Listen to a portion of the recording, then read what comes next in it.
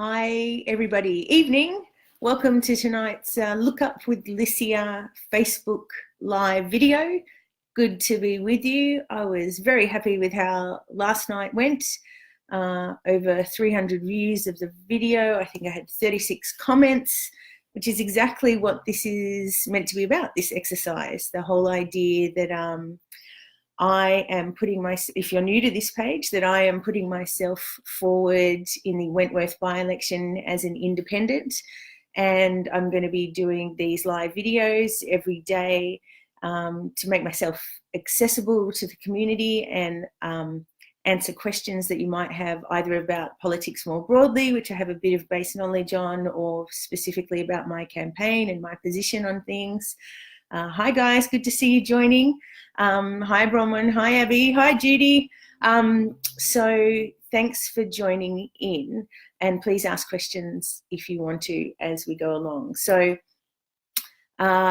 before I jump into tonight's topic, one thing that I wanted to mention was, as of this weekend, these videos are going to be housed on a slightly different administrative Facebook page, which I will share the link with at the end of this session.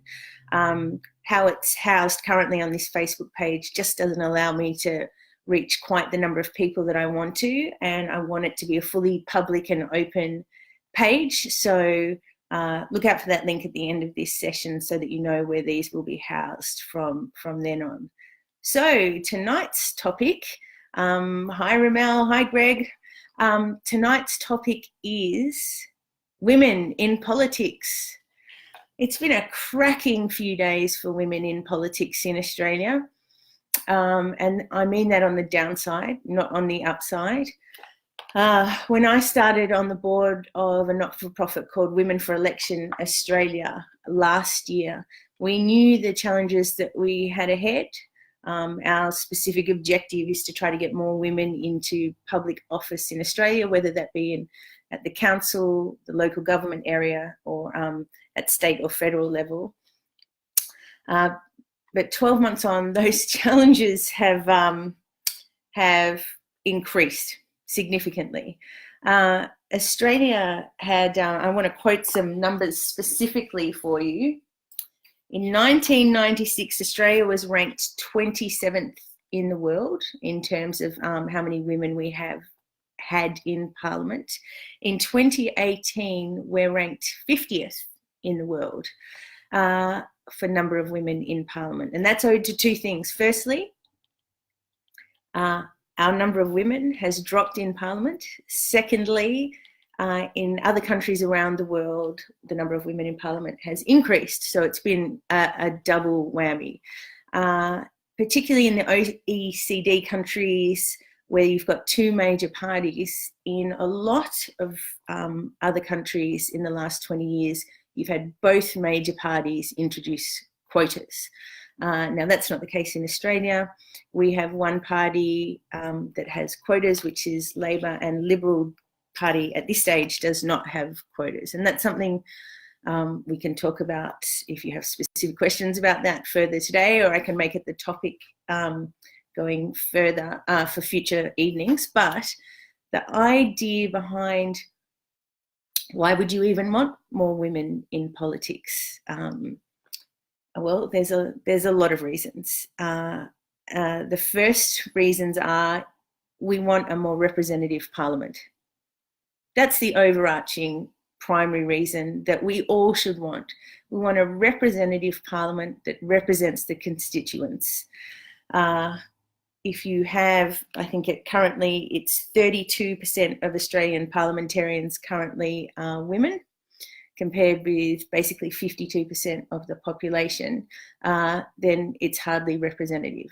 And let's forget all the other diversity issues and so forth that come around women of colour, Asian people, Indigenous people. So there's a long way to go on a lot of those areas, but we all should be aiming for a more representative parliament. What does a more representative parliament help with? Well, if you saw my video last night, one of the main reasons that I'm doing this, as in putting myself forward for Wentworth, is because I truly and utterly believe that the only way that we're going to get ourselves out of this current political chaos is for more ordinary moderates to step forward and get involved in the political process. So that could be because, and that could be through running, or it could be just by being better informed about what's happening in politics, because the more people disengage from politics, the easier it is to be a rubbish politician. And the more rubbish politicians there are, the more people disengage. And that's the free fall that we're in at the moment. And that's what I want to try to help short circuit. And I also want other people to see that I'm trying to short circuit that and believe that they can do the same thing. So the other thing that's more, I mean, I've read lots of research on this. I'm happy to share that on the page. Our not-for-profit is actually working with UTS to get some more research on this topic as well, which is when you actually do get more women in Parliament. So let's say you have 50-50 in the Irish Parliament, or in US or Indonesia or wherever it happens to be. What is the outcome of that? And it's quite startling, actually, on a number of different factors. Firstly, you get more engagement from the community. You get a more politically engaged community when they see a more representative parliament. Who would have guessed? The other, and that has all sorts of positive attributes, as you could imagine.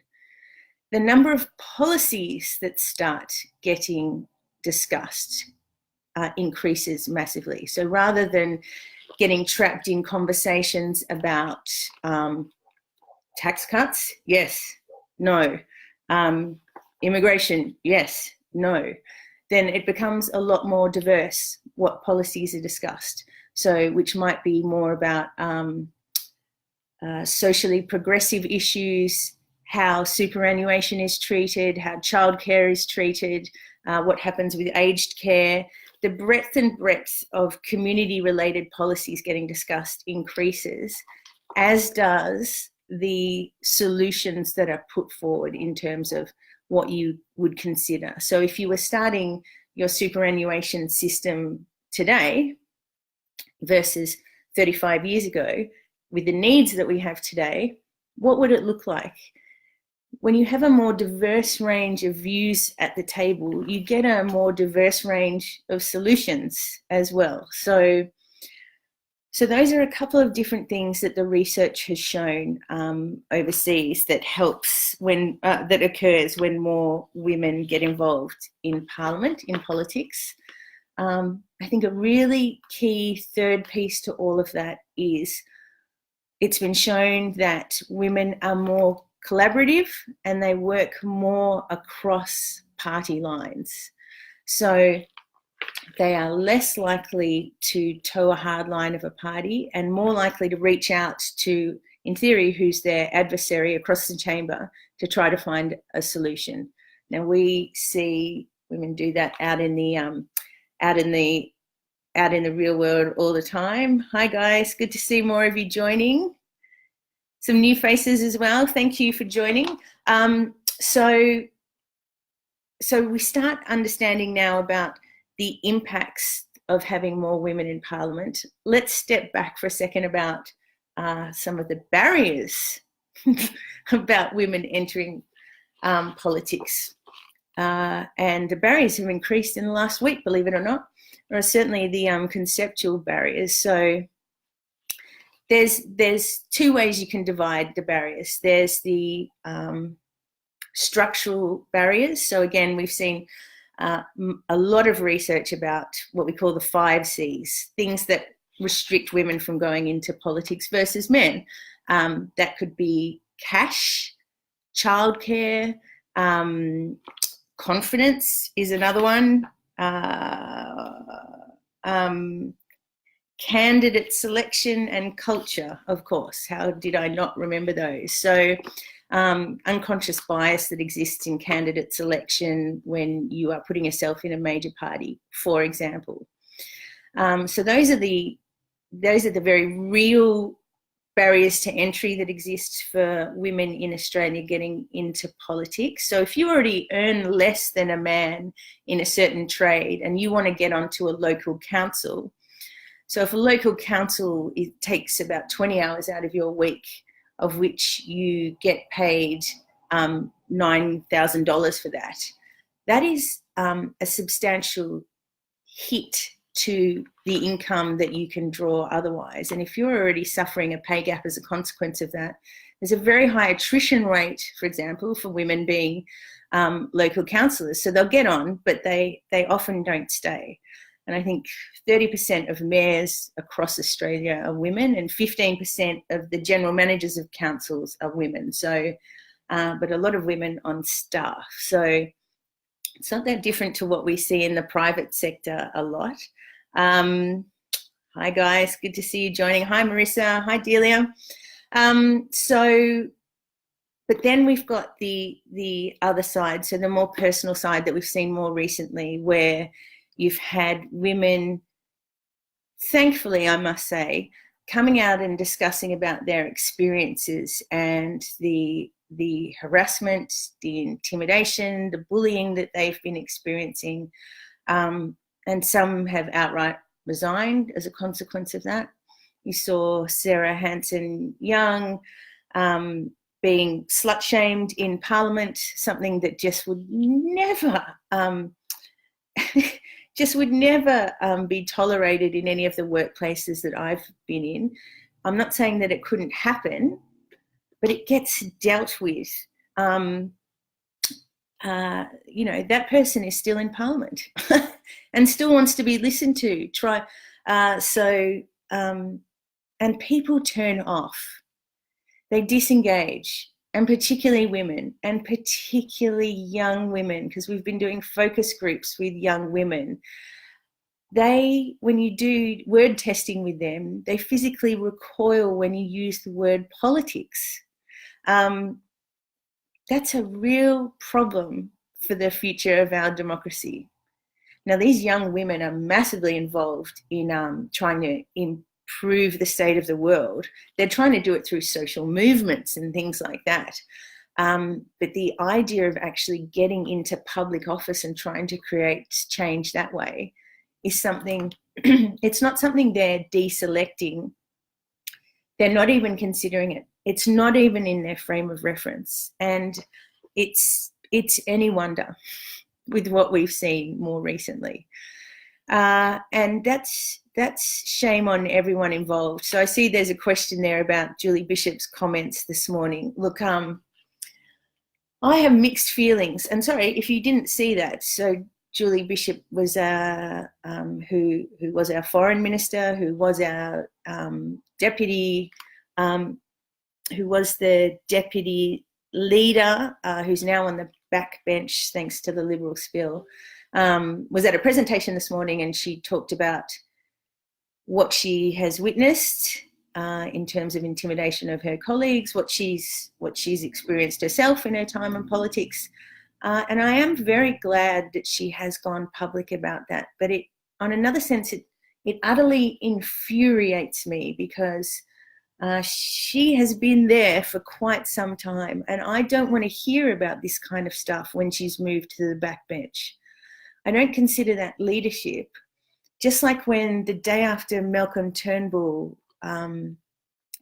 was spilled out of his position, he said there was a desperate need for a federal ICAC, which is one of my main platform tenets. He was PM for a few years leading into that, and was in the cabinet before that. So the integrity of the major parties and how they are free to speak once they're no longer have a requirement to toe the party line lacks an extraordinary amount of integrity, in my view, and has led to 25% of the population at the last federal election in 2016 not voting for the major parties.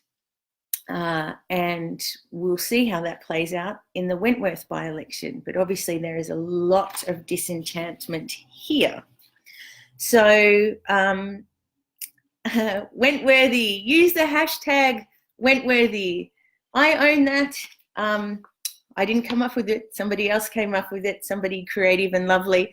But you know, we are trying to do something quite significant here. We're doing it on an extraordinary budget. And there'll be more on that in future episodes. But if there's two things that I'm trying to achieve here, it's showing that we can get involved and we can be the change that we're looking for. And I also intend to take some issues to the ballot box that I know the major parties will not be talking about in this election. And for those of you on yesterday, you would have heard them, but I'll repeat them now. So that is parliamentary reform. That is a federal ICAC, desperate need for a federal ICAC to restore faith in the political process and weed out the vested interests that have found their tendrils into part of the policy making that, or lack of policy making that's been happening in this country. And the third one is an inquiry into media ownership and reform there as well. So there's many other issues that I feel deeply passionate about, such as climate change and environment and promoting renewables and reducing emissions and tax reform, CGT reform, all future topics, asylum seekers and how horrifically we're doing in that space currently, and how I'm absolutely convinced that in 15 or 20 years' time, our Prime Minister then will be making an apology to those people, not dissimilar to what's been, to what Kevin Rudd did in 2007. I do have positions on those policies, but I utterly believe and will not, my mind will not be changed, and unless we address those big pieces of federal ICAC and parliamentary reform, then your ability to push through legislation on any other issues is utterly compromised to the point where it just can't happen. So that has to be the first point to improve our democracy back to health. And I'm going to make sure that it's on the agenda whenever the camera hits Wentworth. We don't even have a by-election date yet for Wentworth. So hi guys, thanks for joining. Hi Matt, hi Abby, hi Anita. So please keep in mind that I'm going to continue to do these. If you have suggestions for future topics that you would like covered, then suggest them. If it's not during this live video, then it's certainly, you still have the opportunity after, when this goes onto my feed. And keep in mind that these feeds will come from a different Facebook page from the weekend, and I will make sure to put that link up soon. But thank you for following. Please share this as far and wide as you can, because we need to increase the audience to create change here. And thank you for your continued support and your messages. And I look forward to seeing you tomorrow. Licia out.